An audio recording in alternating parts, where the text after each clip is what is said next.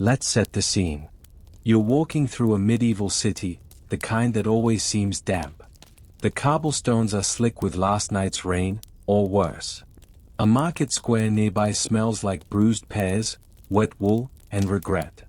Chickens are screaming about something. A monk is squinting at you like he's suspicious you're thinking impure thoughts. And then, just past a row of crumbling houses with sagging shutters, there it is, a red-streaked door. Not red like a sign. Not bright enough to shout. Just a little too red. The kind of red that makes you pause. Welcome to the medieval brothel. No one would call it that, of course. Not out loud. Not where someone could hear. Officially, this was a bathhouse, or a stew house, or a home for single women. A place where the curtains were thick, the rules were thin, and the noise never quite matched what the priest thought decent society should sound like. Inside, the scent is overpowering, a mix of smoke, candle wax, perfume that smells like overly spiced raisins, and the unmistakable breath of too many men drinking too much ale too early in the day. Somewhere upstairs, there's the thump of boots and laughter that almost covers a groan. A woman in a green veil gestures lazily from a staircase. Someone has painted a swan on the ceiling. It looks judgmental. If you lived here, in the city, you knew this place. Even if you never went inside. You knew who worked here. You knew who visited. You knew that during festival days, the windows stayed dark, and during the rest of the year, they glowed all night. You also knew, though you weren't supposed to say it, that the taxes from this building helped pay for the cathedral repairs. That when the bells rang, they were funded by bodies. Brothels were never truly hidden. They were simply not acknowledged. Like a cousin who drinks too much at weddings or a priest with too many opinions about women's hair. The truth of it was always there, in the damp, in the dark, in the door that never quite closed. And before we step inside further, because yes, we will, take a second to like the video and subscribe, but only if you genuinely enjoy this kind of late-night wandering through the messier chapters of history. And drop a comment with where you're watching from, and what time it is where you are. I do read them. Usually while lying awake at night, wondering what the Middle Ages smelled like. Spoiler, not great. Now, follow the sound of the lute and the soft creak of stairs. There's more to see. You might assume medieval brothels operated in the shadows, that they were secret dens tucked behind butcher shops or beneath taverns. And sometimes they were. But more often, they were funded, regulated, and micromanaged with all the enthusiasm of a city council obsessed with order. Because the truth is, a medieval brothel wasn't just tolerated, it was monetized. Let's take London, for example. In the district of Southwark, on the south bank of the Thames, brothels known as stew houses were technically illegal within the city of London proper. So the solution was obvious, just build them across the river. And once they were up and running, the Bishop of Winchester, whose lands they were on, charged rent, enforced rules, and collected fines. Yes. The church owned the land. The church enforced the rules. The church made a tidy profit off a district filled with groaning beds and suspicious curtains. The women who worked there were nicknamed Winchester geese, which somehow sounds both quaint and deeply insulting. Municipal brothels were city-sponsored. They had curfews, dress codes, and hygiene ordinances. Women weren't allowed to solicit clients after dusk, had to wear recognizable clothing, sometimes striped hoods or colored veils, and could be fined for shouting too loudly or leaning too far out a window. The rules were specific. Bizarrely specific. And yet somehow, none of them applied to the men. Let's zoom in on Nuremberg, mid-15th century. The city didn't just regulate brothels. It owned them. Hired the madam. Oversaw the books. Conducted surprise inspections. Like a morally ambiguous HR department. The logic? If you centralize vice, you can control it. Better to house the sin where you can watch it than have it scatter through alleys and inns. And if you make some money in the process? Divine bonus. This wasn't about safety. It was about surveillance. About pretending virtue while monetizing vice. The same men who passed ordinances banning lewd behavior in the streets were the ones profiting quietly behind closed doors. Hypocrisy wasn't a bug of the system. It was the operating principle. And the townspeople knew it. Everyone knew it. You could get fined for loitering near a brothel door, unless, of course, you were a councilman doing inspections.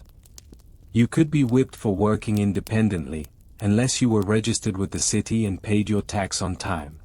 In some places, brothels even funded public works. Paved streets. Church repairs. School roofs. So next time someone tells you the Middle Ages were all chastity belts and holy relics, just remember, someone had to pay for those stained glass windows. And often, it was coin dropped on stained sheets. Ready to meet the women inside? Let's keep going. Let's talk about the part of the brothel story that's less lace and more ledger. Because behind every flickering candle and whispered promise was something far more medieval: bureaucracy. You see, brothels weren't just tolerated. In many cities, they were regulated, taxed, and run like well-oiled sin machines. Sin, it turns out, is easier to manage when there's a form to fill out and a bribe to collect. Take 14th century London. They had entire neighborhoods nicknamed the stews, which, if you're wondering, doesn't mean they sold soup. These were bathhouses turned brothels turned tax havens. And they were perfectly legal, as long as the women operating inside followed the rules set by men who definitely didn't follow them themselves. The city government issued licenses, collected fees, and even conducted inspections, which is probably the most uncomfortable job title in medieval HR. But don't worry, they weren't checking for working conditions. They were checking for compliance. In fact, in some places like Avignon or Nuremberg, the municipal brothel wasn't just state-sanctioned, it was state-run. Picture a city council budgeting for both a water fountain in the square and a madam with a ledger book. It's real. In Nuremberg, the city owned the building, employed the madam, and had clerks on staff to make sure all transactions, physical or financial, were in good standing. And before you start thinking this was some utopian model of sex work regulation, the rules were very clear about who had power. Spoiler, not the women. There were curfews, dress codes, location limits. Many cities required brothel workers to wear identifying clothing, like striped veils or yellow hoods, so that the good citizens could avoid accidentally making eye contact with someone they were secretly seeing 3 times a week. In Toulouse, for instance, a law was passed stating that women in the trade must wear a specific striped hood so that no one should sin by mistake. Which is a bit like blaming your haircut for adultery. But here's the part that would make your moral compass spin like a weather vane in a storm. While public sermons condemned these women, private council meetings were approving budgets for new bedding. This was the golden age of what we now call plausible deniability. The church would thunder from the pulpit that carnal lust would damn your soul. And then some of the same clergymen would stop by the brothel on their way home. To meditate. It was a moral arrangement built on velvet and hypocrisy, a very medieval sort of logic where regulating sin was better than pretending it didn't exist. And taxing it? Well, that was just good business. Some towns even published printed ordinances for the brothels. Real government documents with details like how many candles must be kept lit, which corners were off limits for certain acts, and whether music was allowed during certain hours. You'd think with all this effort, they would have just outlawed it entirely. But no. That would have meant giving up the money. Instead, they framed the brothel system as a necessary evil, a pressure valve to keep respectable women safe, and young men from going mad with lust. And yes, those are direct phrases from actual town records. Of course, they didn't say anything about who was keeping the women in the brothels safe. Because that wasn't the point.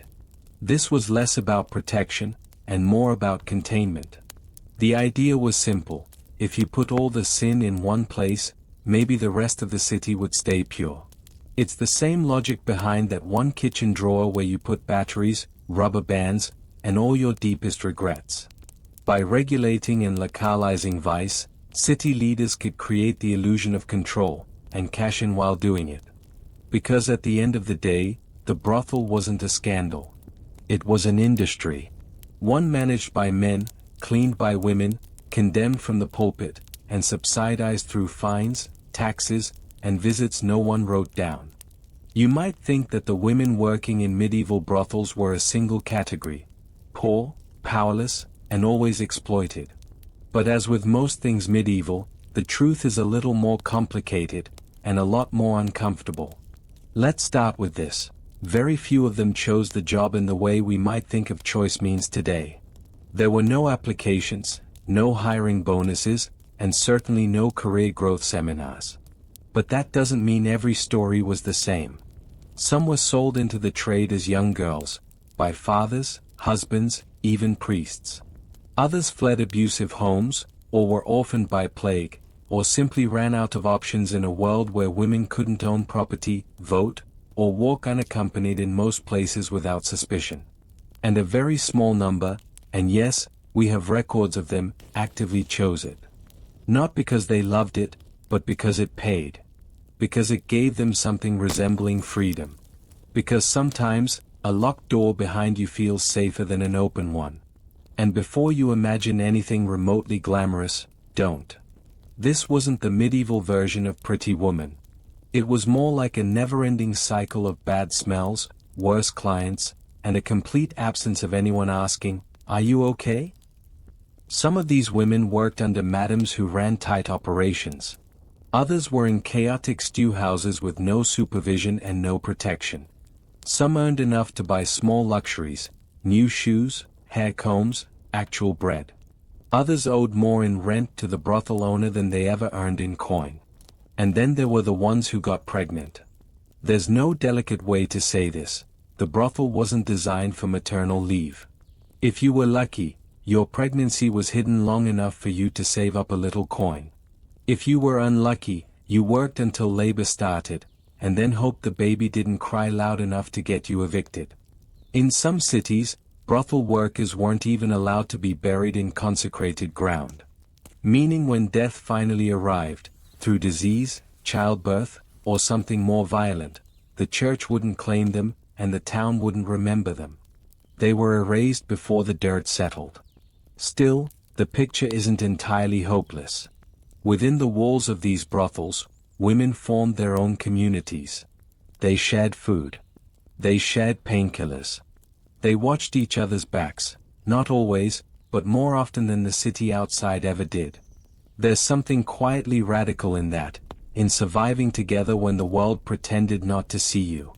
There's a record from Avignon of two women who ran their own brothel out of a private apartment. They registered it as a boarding house, charged for food and drink, and simply didn't list the other services. When questioned, they presented the receipts. The city officials shrugged and moved on. That's the part no one wants to write into the scrolls, that these women weren't just victims.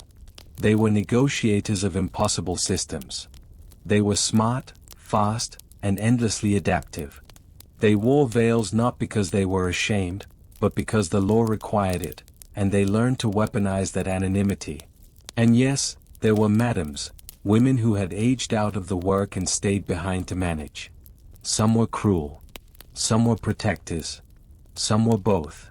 In cities like Nuremberg and Paris, they were listed on tax records as independent property managers, even while being surveilled by church inspectors once a week. Because nothing says God's love like a man with a clipboard measuring your curtain length. The historical debate still rages over whether medieval prostitution had any element of empowerment.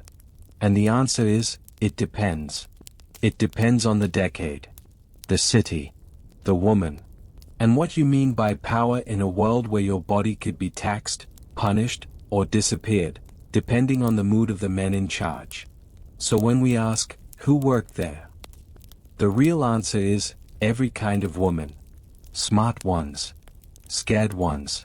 Angry ones. Funny ones. Some who sang. Some who spit. Some who learned to flirt with a bruised cheek. Some who learned to smile through broken teeth. And all of them had one thing in common: the world refused to give them a better place to stand. Let's take a little walk inside. You're standing in a dim hallway that smells like rose water, mold, and desperation. A lute is playing somewhere, poorly. The walls are stone, but they've been covered with drapes and scraps of faded fabric to keep out the cold. They don't. There's a fire, yes, but it burns low and smells more like old socks than cedar. Welcome to your local medieval brothel. Forget whatever fantasy visuals you've got from movies. These places weren't boudoirs with velvet wallpaper and candles flickering romantically against skin. They were loud, crowded, and unapologetically practical. Like someone tried to open a bar, failed, and decided might as well sell sex too. Let's start with the decor. The nicer establishments, meaning the ones that weren't actively caving in, might have had embroidered cushions, painted ceilings, or polished mugs. You know, little touches of class to distract you from the lice. Many had wall hangings, some with biblical scenes, others with more creative interpretations of swans, serpents, and fertility. One surviving record from a London stew house notes a ceiling mural featuring a goat with a crown, in a compromising pose. Medieval subtlety. As for lighting, think, romantic by necessity. Candles were expensive, so you didn't light them unless absolutely required. Which meant most interactions happened by firelight, moonlight, or the occasional open shutter that made everything colder but slightly more visible. The beds, and I'm using that word generously, were often just low wooden frames with coarse linen and a heap of wool stuffing. Privacy wasn't guaranteed. Thin walls, shared floors, doors that creaked like they were auditioning for a horror play. And in the cheaper places? Curtains. Just curtains. If you were lucky, they reached the floor. The soundscape? An absolute mess. You'd hear laughter, music, arguments, muffled groans, footsteps overhead, someone crying softly in the corner, and occasionally a drunken knight trying to recite Latin poetry with one boot off. And the smell. Oh, the smell. Even the best brothels couldn't mask the fact that soap was a luxury and plumbing was a myth. So you got a combination of stale beer, smoke, unwashed wool, old meat, body odor, perfume, and sweat. In the winter, everything smelled slightly frozen. In the summer, everything smelled slightly fermented. But here's the thing, people still came. Regularly. Enthusiastically. Because in a world where most daily life involved toil, silence, and hierarchy, the brothel was something else. It was color. It was sound. It was chaos with consent, or, at least, the illusion of it. The women dressed in whatever helped them stand out. Some wore green veils, red bodices, or gold-threaded belts. Others just painted their lips with crushed berries and called it good. Eyeliner made from charcoal, cheeks rouged with wine, hair perfumed with rosemary or stale ale. It depended on what was available and how creative you felt. In some cities, women were legally forbidden from wearing respectable clothes. They weren't allowed silks, furs, or embroidered gowns. So they subverted it. Lad colors. Jewelry made from bone and beads. Hair styled high and dramatic. It wasn't about looking noble. It was about getting noticed. And people did notice. Even the church noticed. And while the sermons waxed poetic about purity, priests and bishops were caught visiting brothels often enough that records had to be creatively edited. Which brings us to one final detail. These brothels were, quite literally, built into the neighborhoods. They weren't far-off dens of sin. They were down the street from the bakery. Across from the fishmonger. Next to the church. One law in Paris required them to be no closer than 50 paces from a school, which tells you exactly how close they already were. So yes, the inside of a medieval brothel was loud, messy, chaotic, and deeply uncomfortable by today's standards. But it was also vivid, alive, and utterly entangled in the life of the city around it. Because for all their noise and discomfort, brothels reflected something important back to the world, that the rules people claimed to follow, and the ones they actually did, were two very different things.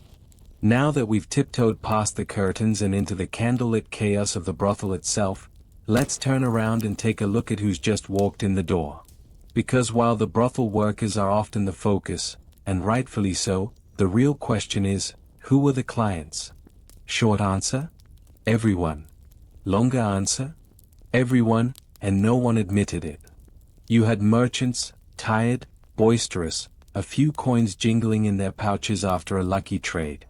You had knights, still in half-polished armor, smelling of horse and ego. You had pilgrims, supposedly on their way to holy shrines, who somehow wandered in the wrong direction and ended up in someone else's bed instead. You had university students trying to learn something outside the syllabus. You had scribes, blacksmiths, traveling musicians, even monks who claimed they were just checking on the moral state of the city. Aha! These men came from all walks of life, but they all had one thing in common: they pretended they didn't. Records show that many clients arrived cloaked or veiled, especially in towns where brothels were legal but social shame was still very much a thing. In Nuremberg, city officials noted a high number of cloaked figures visiting the municipal establishment after dark, which sounds like the beginning of a conspiracy novel but was really just Tuesday. And while some arrived drunk, staggering, singing, half missing a shoe, others came dead sober, speaking in hushed tones, negotiating prices like they were buying sheep. And in many ways, they were. It just wasn't all they were bargaining for. Pricing was inconsistent, varying by region, establishment, and time of year. Festival days saw spikes. Rainy days, oddly, saw discounts. Some men brought gifts, bread, wine, bits of ribbon, instead of coins. Others tried to pay in favors. One recorded account from Avignon describes a man offering 2 barrels of salted herring for an hour upstairs. He was accepted. Make of that what you will. But it wasn't just the haggling or the secrecy that made this scene absurd. It was a pretense. Many men genuinely believed that as long as they didn't form an emotional attachment, it didn't count as real sin. As if the soul only activated during kissing. Others had elaborate excuses prepared: I was escorting a friend, I got lost on the way to Vespers, or the ever-popular, I thought it was a tavern. And then there were the regulars. They had favorite workers, favorite rooms, favorite drinks. Some even had standing appointments. They were like frequent flyers, but instead of earning miles, they racked up confession time. In London stews, it was common for brothel workers to maintain ledgers, not just of debts, but of names and preferences. One famous madam reportedly had a book that included the dietary restrictions of her clients. Medieval customer service. And yet, these men still acted shocked when they were called out. There's a preserved letter from a 15th century scribe, discovered in Norwich, angrily denying that he had visited a local brothel, only for the reply to include a list of the exact dates, times, and his favorite wine. Turns out, denying everything only works when the person you're denying it to isn't holding your receipts. And yes, sometimes they were caught. There are church records filled with punishments ranging from public whipping to fines, especially for those caught visiting brothels during Lent. But, and this is key, most punishments were symbolic. A fine. A short exile. A quick trip to confession and you were clean again. It was like moral dry cleaning. Why? Because cities needed these men, their business, their taxes, their silence. Punishing them too harshly would have exposed just how many of the upright members of society were, well, lying down behind closed doors. And beneath all this hypocrisy was something darker. Some clients were violent. Some refused to pay. Some treated the women inside as less than human, because the law, the church, and society had already paved the way for them to do so. For every drunk poet whispering compliments, there was a man slamming a door. For every clumsy suitor offering a flower, there was one who didn't ask before taking. It wasn't just a transaction. It was a reflection of how power works, of how shame is weaponized, of how entire communities could build a place, use it, depend on it, and then pretend it wasn't there. So the next time you hear someone talk about how medieval brothels were just part of the culture, remember this: they weren't just cultural curiosities. They were contradictions in stone and sweat. Built on the backs of women. Paid for by men. And maintained by an entire system that worked very hard to look the other way, while pocketing the change. You'd think a brothel, by definition, would be a place beyond the reach of rules. A little chaotic, a little rowdy, a little outside the paperwork pile. But no. This was the Middle Ages, and if there was one thing medieval cities loved more than sin, it was regulating it. Because God might disapprove of fornication, but the town council definitely wanted a cut. Let's start with the basics. Brothels were often legal, officially or unofficially, and their existence was wrapped in what can only be described as moral acrobatics. Church leaders preached fire and brimstone from the pulpit, warning of eternal damnation, and then turned around and helped draft legislation that kept the local stew house open 5 days a week, closed on Sundays. Take Nuremberg, 15th century. The city ran a municipal brothel. Yes, the city itself. They owned the building, hired the madam, and enforced the rules. It was a public service, apparently. A place where men could vent their sinful urges in a controlled environment so they wouldn't bother respectable women. Medieval patriarchy, now with operating hours and a maintenance crew. The logic was straightforward: you can't stop lust, so you may as well contain it, tax it, and make sure it doesn't interfere with the neighbors. And so they wrote rules. Lots of rules. In Paris, a brothel couldn't operate within 50 paces of a school. In Toulouse, sex workers had to wear striped hoods in public, not for safety, but so upstanding citizens wouldn't accidentally make eye contact and risk moral contamination. In London, the stews, public bathhouses that often included brothels, had to post their prices on the wall, like a medieval menu. Some even included discounts for holidays. Because nothing says Merry Christmas like an extra hour on the house. But here's where the hypocrisy really shines: these rules were rarely enforced against the clients. Oh no. They were for the women. The workers. The ones with the fewest options and the most visibility. In some towns, they weren't allowed to walk in certain areas. In others, they had to be indoors by dusk. If they were caught outside after curfew, they faced fines, beatings, even jail. Meanwhile, the same men who enforced those laws could, and often did, show up at the brothel 2 hours later, cloak pulled over their heads, pretending they were there just for the ale. It gets worse. In several cases, brothel revenue was used to fund church renovations. You heard that right. Public sin, private donations. The stained glass windows of your local chapel? Quite possibly sponsored by a knight with questionable tastes and a heavy coin purse. One historian called it a divine laundering system, and honestly, that's about right. And then there were the religious exemptions. Certain days, usually feast days or religious festivals, were considered too holy for brothel activity. Sex work was banned. Stew houses were closed. Except, not really. Because loopholes are as medieval as castles and boils. Some establishments offered spiritual massage. Others sold companionship and prayers. And in Avignon, yes, Papal Avignon, a few creative madams rebranded as confession booths. I wish that were a joke. It's not. But the most striking part of this regulation frenzy wasn't the rules themselves. It was how absurdly detailed they were. One ordinance from Hamburg laid out what type of bedding was acceptable. Another from Barcelona specified the angle at which windows could be left open, something about preventing accidental temptation to passers-by.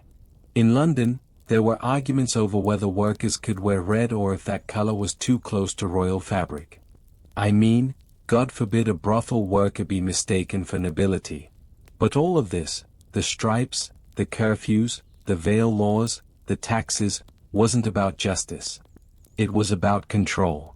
Control over women's bodies. Control over public space. Control over visibility.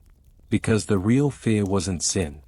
It was women who operated outside the traditional household economy. Women who earned their own coin, lived in shared housing, wore what they liked, and didn't answer to husbands, fathers, or priests. And when control is threatened, the system doesn't crack down on the problem. It cracks down on the people who expose it. So yes, medieval brothels were full of contradictions. They were legal but shameful, necessary but despised, profitable but regulated to death. And the women inside them? They were punished not just for their work, but for surviving in a world that preferred they quietly disappear. Let's take a moment to look around. Because while history tends to paint medieval brothels as dim little rooms tucked behind taverns, the reality is, as usual, more complicated, more ironic, and somehow, more flamboyant. Brothels came in all shapes, sizes, and levels of drama. You had your back alley single-room setups, the kind where the floor tilted to one side and the sheets smelled like ale and shame. But you also had massive, city-sponsored pleasure complexes, complete with bathhouses, musicians, and embroidered cushions trying very hard to distract from the rats in the rafters. Take the Southwark Stews in London, a legendary red light district perched conveniently across the river from the city proper. They weren't just tolerated. They were mapped. Some even had signs. These weren't dens of secrecy. They were tourist attractions. Think less hushed scandal, and more rowdy theme park with syphilis. Now, most brothels followed a rough architectural logic. Main floor for business, drinks, music, negotiating fees, possibly a woman in a low-cut bodice leaning against a support beam with a look that says, "Get to the point." Upstairs for private rooms, or private in the sense that the walls were thin enough to hear your neighbor shout about misplacing his hose. But what's most surprising isn't the layout. It's the decor. Because you would think, logically, that a place built on survival and exploitation would be sparse, practical, grim. You'd think wrong. Brothels, especially the fancier ones, were decked out like a fever dream designed by someone who had seen luxury once, from across the street, and decided to improvise. Heavy curtains in deep jewel tones. Beaded lamps. Garishly embroidered pillows. Animal furs that may or may not have been cleaned since last winter. And on the ceiling, hand to parchment, painted scenes of swans doing suspicious things. We don't know who started the swan thing, but it appears in multiple brothel inventories and decorative records across Europe. Sometimes they were symbols of love. Sometimes of lust. Sometimes, it seems, they were just there to make the client look up and think, "Really?" And the smells? A chemical war zone. Heavy perfume laid over unwashed linen, stale wine, boiled meat, and sweat. There are 15th century complaints from nearby residents who couldn't open their windows without gagging. One municipal report described the scent as a corrupt sweetness, like flowers in decay. Which is just a poetic way to say, Febreze hadn't been invented yet. Then there's the furniture. Beds were often shared between workers, rotating shifts, minimal privacy. Mattresses? If you were lucky, straw. If not, burlap sacks filled with moths and regret. Pillows were optional. So there were doors that closed. And if the candle was too close to the wall? Well, more than one brothel burned down from passion plus poor fire safety. Lighting was its own art. Too bright, and the illusion vanished. Too dark, and clients tripped over the dog. So brothels became masters of the strategic flicker, just enough glow to flatter cheekbones and blur imperfections, but dim enough to make you second-guess your life choices on the way out. One madam in Avignon reportedly kept bowls of rose water by the door, not for hygiene, but for theatrical effect. Clients would dip their fingers and pretend to cleanse themselves, as if absolution came in scented water. It's worth noting that many of these design choices weren't just aesthetic. They were functional camouflage. A lavish entrance might signal protection. This place has powerful patrons.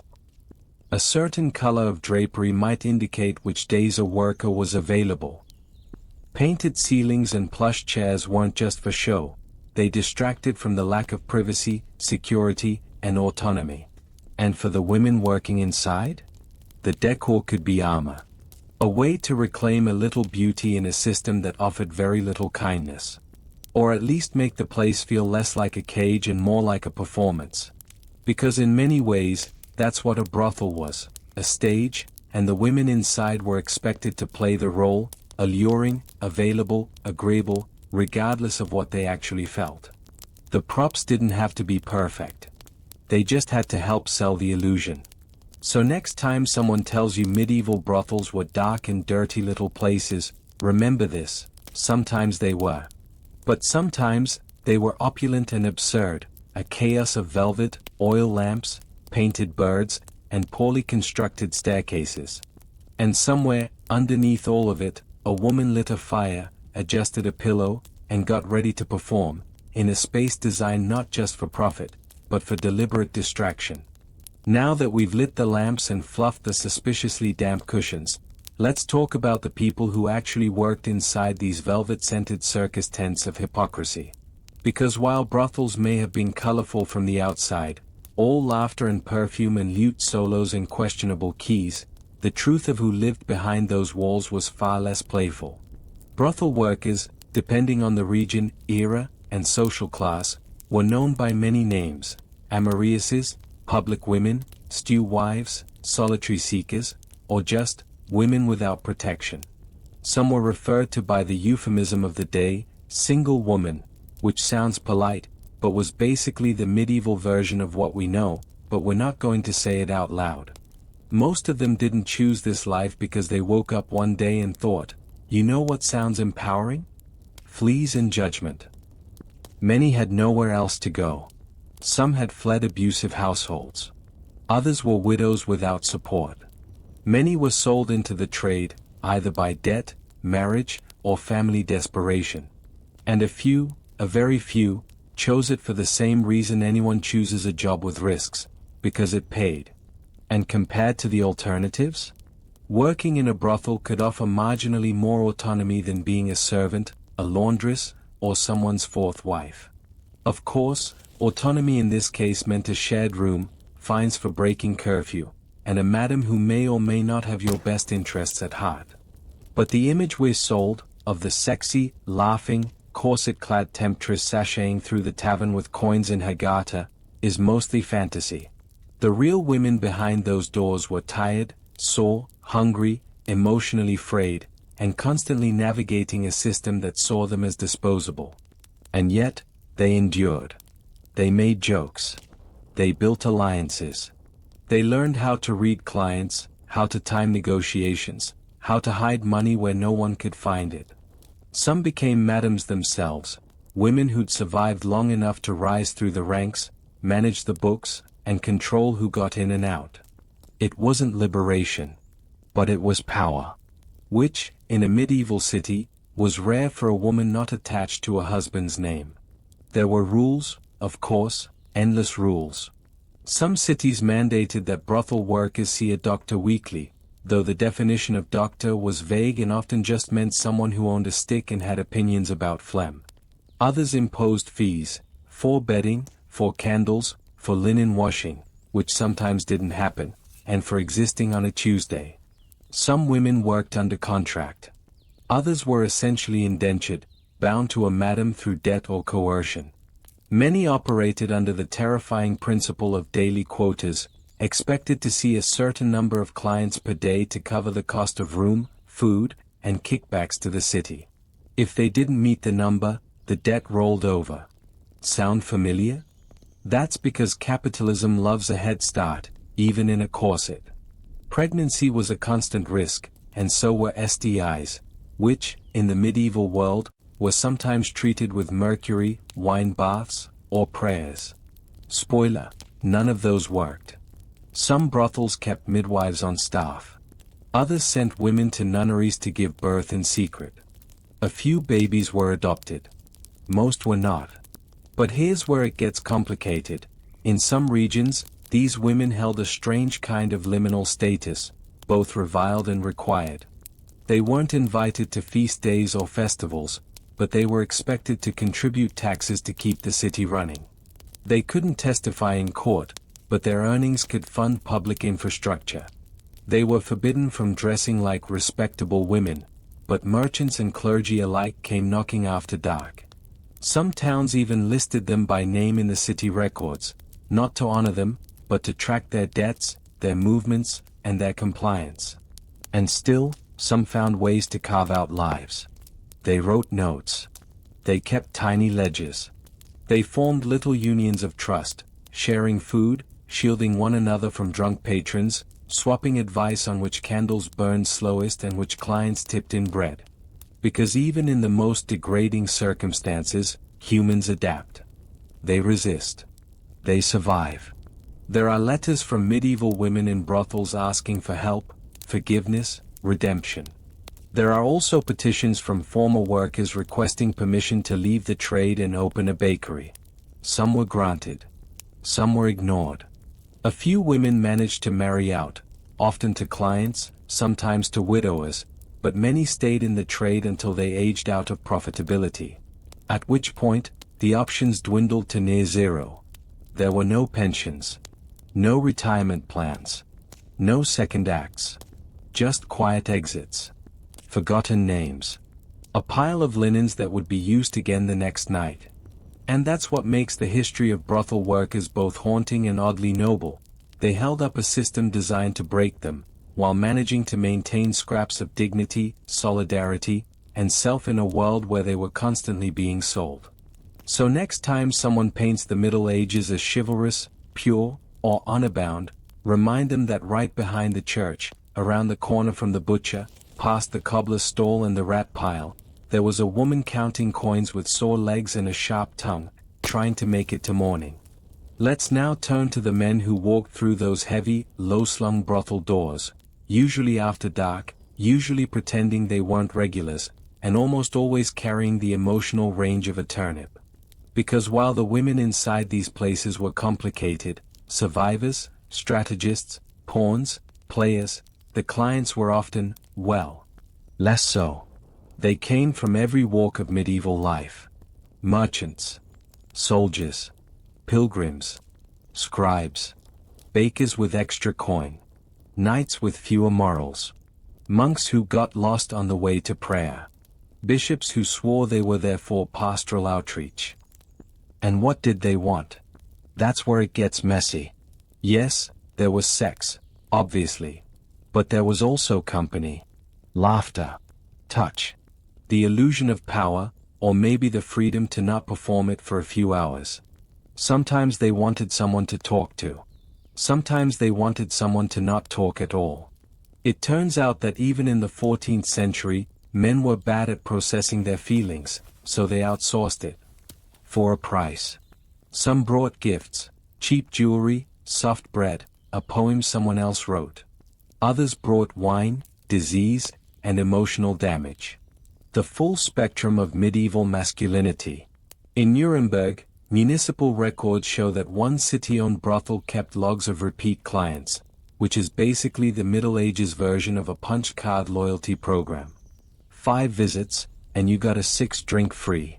Probably. In London's Southwark district, clients were expected to bathe before entering, but enforcement was spotty. So yes, there were bathhouses. But also yes, there were men who smelled like boiled onion and damp fur. Some clients were locals. Others were travelers, men who saw brothels as checkpoints between churches. And the cities, for their part, were happy to oblige. Many strategically placed brothels along pilgrimage routes, figuring if you couldn't save your soul, you might at least stimulate the economy. But here's the thing, while brothel workers were subject to strict dress codes, curfews, and constant fines, clients were rarely punished. The worst-case scenario? A slap on the wrist. Maybe a fine, if they got too loud. Maybe an awkward encounter with their parish priest the next morning. The power imbalance was baked in, socially, legally, economically. A nobleman could walk in, demand a girl half his age, and walk out whistling, with no social consequence. A woman could be seen at a window and be fined for existing incorrectly. And yet, Within this imbalance, something odd emerges. A few surviving testimonies, letters, and court records suggest that some men formed bonds with particular workers. They requested them by name, brought small gifts, returned regularly, wrote terribly spelled love notes on scraps of parchment. These weren't grand romances, but they were something. Human connection, forged in the least romantic setting imaginable, under a flickering torch, with mildew on the ceiling, and a madam yelling about firewood in the background. There's even a record of a monk who visited the same woman for years and eventually tried to free her from the brothel by paying her debts. Did it work? We don't know. But somewhere in the archives is his expense ledger, with the line, "For Agnes, for freedom." Heartwarming. And also deeply tragic, given that Agnes probably had to return anyway once the money ran out. Then there were the dangerous ones. The drunk, the violent, the entitled. The men who treated brothel workers like furniture. The ones who left bruises and never paid. City records are filled with complaints filed by madams, rare, careful notes about damage done, coins stolen, or workers who didn't come back downstairs. Enforcement was laughable. In many cases, madams had to bribe officials just to report an assault. Because the client, even when violent, was still a man, and the worker, even when harmed, was still just a woman in a brothel. And yet, despite all this, the rooms kept filling. The doors kept swinging open. And the same familiar footsteps came clattering up the stairs, night after night. Because in a world where sex was shameful but power wasn't, brothels offered the perfect loophole, sin on demand, with plausible deniability. And the clients? They may have left with lighter purses and sore knees, but they also left without consequence. So if you're ever tempted to romanticize medieval brothels, to imagine them as candlelit dens of adventure and flirtation, remember this: the velvet was frayed, the coin was dirty, the stairs creaked, and most of the men inside were there because it was the only place they could pay for control without being asked to earn it. Now, before we move on to the thrilling tale of civic hypocrisy and velvet taxation, let's take a brief but necessary detour into the kitchen. Because medieval brothels weren't just places of transaction and perfume. They were also, quite simply, places where people had to eat and drink and regret both decisions about 10 minutes later. Let's start with the basics: bread and ale. Because no matter how scandalous the evening was meant to be, you still needed carbs. Most brothels, at least the larger, city-sponsored ones, kept a small kitchen or hearth where basic provisions were prepared for workers and clients alike. The bread was coarse, brown, usually stale by midweek. The ale was weak and sour unless someone had managed to sneak in a batch of something better. It was all part of the mood setting, you see. Warm bread, something to sip, a bit of grease on the fingers. Nothing says welcome to your shame like a bowl of barley porridge and tepid beer. For the clients, food was often folded into the fee. A slice of bread. A mug of ale. Maybe a bit of stew if the madam had planned ahead and someone hadn't knocked over the pot in a drunken embrace. Stew, by the way, was a popular brothel food, not because it was particularly good, but because it could hide a multitude of sins. Too salty? Add more water. Slightly off? Add onions. Smells like it died twice? Add more onions. The food was communal, inconsistent, and always served late. One 14th century brothel ledger in Bruges even includes a charge for 2 extra loaves for post-visit hunger, which implies at least one man had the foresight to know he'd be tired, broke, and ravenous after his moral detour. Now, for the workers, food wasn't a luxury, it was fuel. And it wasn't always guaranteed. In high-end brothels, women might be fed once or twice daily as part of their contract. In lower-tier houses, especially the ones operating unofficially from a back room or under a butcher's shop, the women had to fend for themselves. That meant stretching meals, saving crusts, or bribing the cook for a scrap of meat off the bone before the clients got it. Leftovers from the night before were common, and often grim. Bread soaked in ale. cheese that had moved past sharp into philosophically aggressive, ale that had grown a skin. You get the picture. In some regions, madams actually controlled food as a method of discipline, withholding meals for lateness, talking back, or refusing a client. Which means hunger, for many workers, wasn't just a symptom of poverty. It was a tool of control. There are a few references, scattered in letters and moral treatises, to workers sneaking sweets or saving coins to buy small indulgences, a fig, a sugared almond, a slice of honeyed cake. These were rare, private, tiny rebellions in a world where the body was never fully your own. A fig behind the curtain. A moment of sweetness, stolen from a day that had none. As for drink, well, ale was standard. Cider, if you were lucky. Wine, if someone upstairs was trying to impress a guest or make it through the evening with a little less clarity. There are records of brothels in Avignon serving spiced wine, likely cheap red mixed with honey, cloves, and enough cinnamon to disguise whatever was floating in it. Water was rarely served. Not because they were stingy, but because it could kill you faster than the job. And let's not forget the clients who brought their own. Merchants with flasks. Soldiers with contraband. One poor woman in Cologne reportedly drank something out of a bishop's pouch that turned out to be blessed vinegar. She got a rash in a sermon. Food customs varied by region, but one thing was consistent: no one ate well. Even in the grandest brothels, the meals were secondary. Background noise. Something to do with your hands while your conscience tried to negotiate with your wallet. And yet, food was central. It filled the space between transactions. It made the women human, and the men slightly less unbearable. A bowl passed between them. A crust of bread shared. A moment of silence before everything resumed. In some cases, workers cooked for each other. In others, they stole from each other. In one famously underfunded brothel in Utrecht, the women pooled money to hire a cook, only to discover she'd been watering down the ale and reselling the scraps. Because of course she was. Capitalism.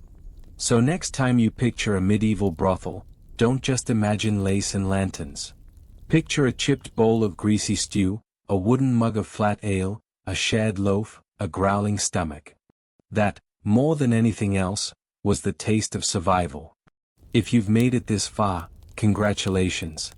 You've survived the perfumes, the parchment notes, the damp staircases, and the existential dread. But now it's time to look at the one thing even more questionable than what went on behind brothel doors. The books. Because while medieval cities loved to pretend they were built on faith and order and divine right, the real foundation, the thing that kept the bells ringing and the bakeries stocked, was strategics in management. Let's be clear, everyone knew what was happening. The sermons thundered about virtue, the church spires pointed accusing fingers toward heaven, and meanwhile, the city council was quietly collecting rent from the brothel 2 streets down. In places like Nuremberg, Avignon, Toulouse, and London, prostitution wasn't just tolerated, it was a line item. Managed. Regulated. Monetized. Take Nuremberg in the 15th century. They didn't just allow brothels. They owned one. Yes. The city itself, with its charters and courts and public squares, also happened to run a fully operational municipal brothel, complete with a salaried madam, regulated pricing, and performance metrics. Which is wild enough, until you read the part where the profits were funneled into civic infrastructure. That's right. Cobblestone repairs, stained glass windows, even hospital funds, all financed, at least in part, by the thigh tax. The body economy. It wasn't charity. It was containment. The logic went something like this: better to have sin in one place we can monitor and tax, than let it fester in alleyways and scandalize the neighbors. So they set up stew houses. Official zones. Specific hours. Designated uniforms. There were even price controls in some regions. Because nothing says moral order like a fixed rate for a handjob and a council-approved pillow inventory. Brothels were often placed in very specific locations, near military barracks, pilgrimage routes, or the outskirts of trade districts. This wasn't random. It was intentional zoning designed to maximize revenue while keeping public shame at a safe distance from respectable citizens. Even the church got involved, not officially, of course, but subtly, indirectly. In Avignon, some brothel revenue ended up funding cathedral maintenance. Yes. The roof over the choir's head may well have been held up by the same coin dropped on a mattress across town. We love a circle of life. But it didn't stop there. In some cases, brothel fines were pooled into dowry funds, public chests meant to help fallen women return to virtuous lives. So you could, in theory, sleep with a woman and then help pay for her to marry someone else. Efficiency. And the hypocrisy? It was built in. City officials would fine a woman for unlicensed selling on Monday, visit her on Tuesday, and preach about family values by Sunday. All without blinking. Some brothels had to display their operating license on the door. Others flew coded banners or marked walls with colored streaks. Everyone pretended they didn't know what it meant, until they needed directions. And enforcement was always selective. Madams were fined for noise. Workers were fined for lateness. But clients? They rarely made the ledgers. Unless they refused to pay, in which case their name might end up scribbled beside unwashed and owes 4 pennies for ale.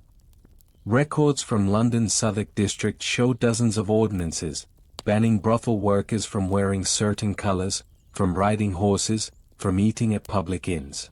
The idea was to mark them, visually and socially. And yet, the city still profited. In fact, cities relied on brothel revenue to plug budget gaps, especially in hard winters or after plague years. Some towns even expanded brothel districts during economic downturns, reasoning that desperation makes great foot traffic. If it all sounds contradictory, it was. But that's medieval governance for you. Prohibit it in law. Allow it in practice. Tax it under the table. Preach against it from the pulpit. Then use the money to build a statue of a saint. In many ways, brothels were the unacknowledged cornerstone of urban budgets. Not respectable enough to discuss, but too profitable to remove. And the people paying the price? Were the same ones scrubbing linen, fighting off clients, and trying to make enough to eat. So the next time someone waxes poetic about medieval chivalry, or the purity of Christian cities, ask them how the cathedral was funded. Ask them what color the license plaque was on the town's most popular stew house. Ask them what percentage of last year's bridge repair came from between 2 mattresses.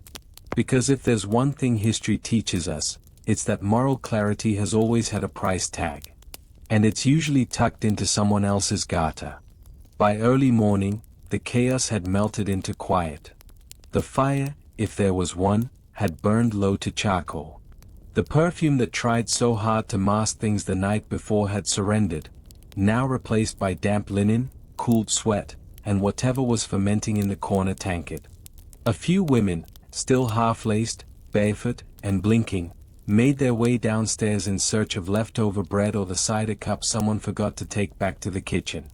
Their stockings sagged at the knees. Their hair refused to obey gravity. No one looked elegant. No one was trying to.